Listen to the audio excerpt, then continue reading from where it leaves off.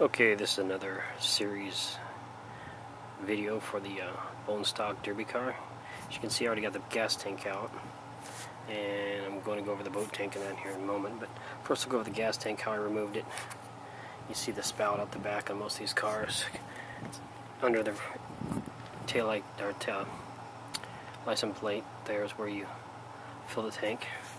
Now, the way I removed it, because it was you can see I work in the dirt. Dirty crawl. You can see the fuel tank straps are still bolted at the front. If you look back here, it's a little difficult to do, but you can get it. There's a cross bolt that goes through here, and there's an eyelet there that the bolt goes through. Yeah, get the nuts off easy. You can get the bolt halfway out, but then you just have to pry the strap up to pull the bolt out completely. And then, you can, it's a little hard to do it this way. The reason it actually unbolts there is so the tank falls down and the filler slides out, but you can get it out this way too.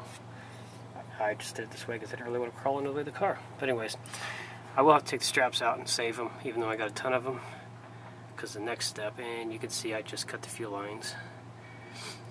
That I will deal with later, but I'll show you how where you run them through. When you just cut the lines and don't decipher them, it's hard to tell which one is vent. This car has vent, a couple vents and all that. But what you can do is, like the next step I'll be doing, I have not done the fuel pump yet. So when you change a fuel pump, there's two ways of doing that. The most important or easiest way is if you got air, you just put any brake fluid or brake clean, WD-40 in the hose coming off the fuel pump, and then spray the oil through the line, and you come back here and you find out which line is oily. Or if you just want to use just plain air, make sure you blow it out first before you have somebody back here, so you're not blowing gas at them, but you can just have somebody look at the line and then just put masking tape on it to mark which one is the fuel line. But anyways, now let's go over the rest of it. As you can see, there's my pile of fuel tank straps. The reason why is I like to reuse them for the fuel tank straps for the boat tank. So you can just recycle them for this. If you get a boat tank that has a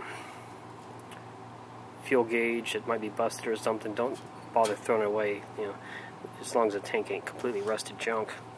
What I did here is just made a plate that bolts, had the same bolt pattern as the fuel gauge slash where the line quick connect, the line hooks up. Then I took this here, is a part off an old broken air ratchet. It's got a 1/4 inch tapered, so all you have to do is any 1/4 inch brass fitting will go in there, and you can adapt it to whatever you want.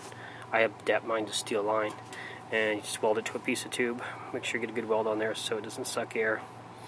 And then what I do is I run the tube like almost all the way to the bottom of the tank, like 1/8 of an inch.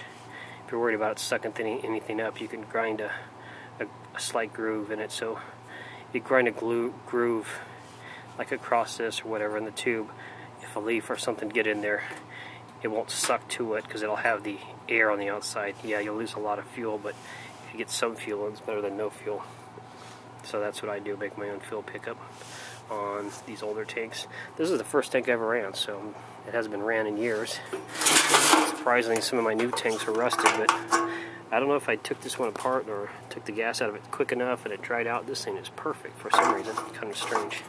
And I just went and got a regular old Fram vented gas cap. These things are not vented normally.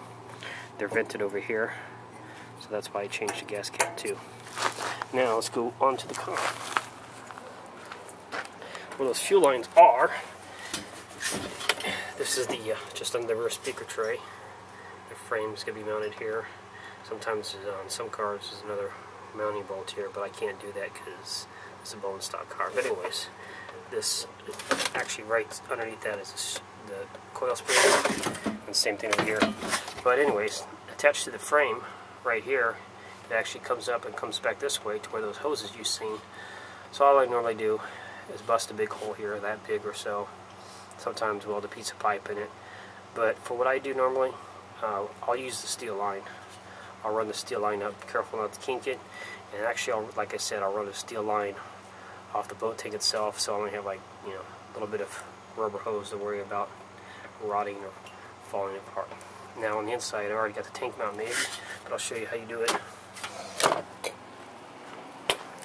First, start by getting your dimensions, turn the tank upside down, measure its length and width.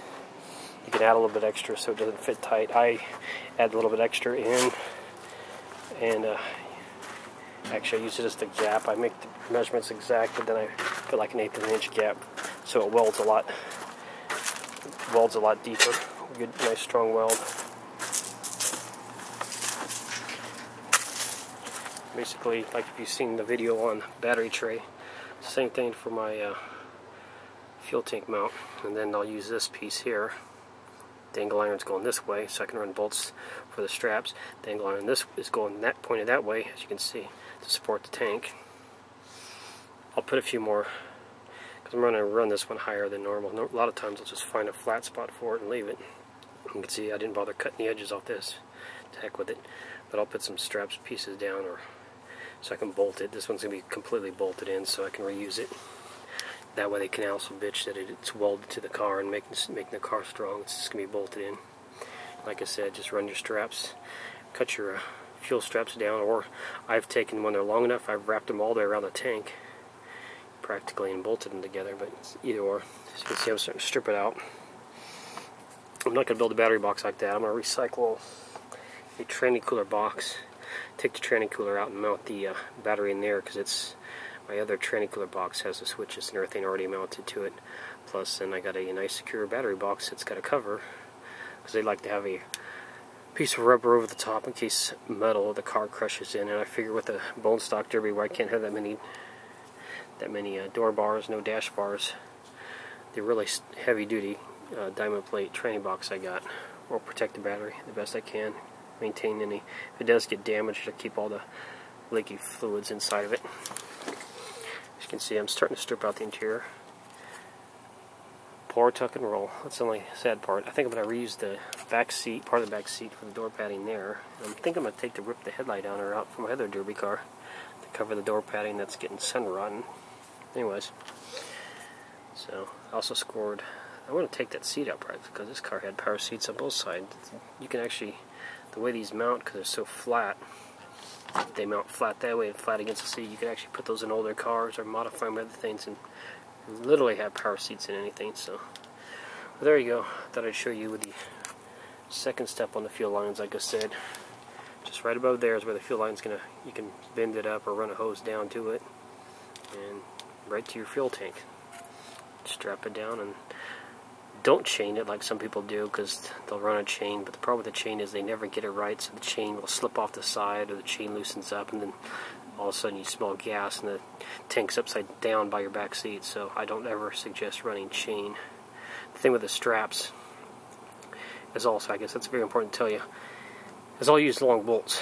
I won't make the strap the exact length. I'll make it like that short, and I'll put the little bend in it. I'll put that short, so when I put the bolts, I can tighten that strap down really tight, and you never have to worry about it. Because if you made the strap perfect fit, and then all of a sudden it's not tight enough, the tank could also come loose. But yeah, somewhere around, you know, leave you a gap to where you can cinch that thing down, and you know. And also, I will put a lock nut and a double nut it just to make extra certainty that it's not going to come loose.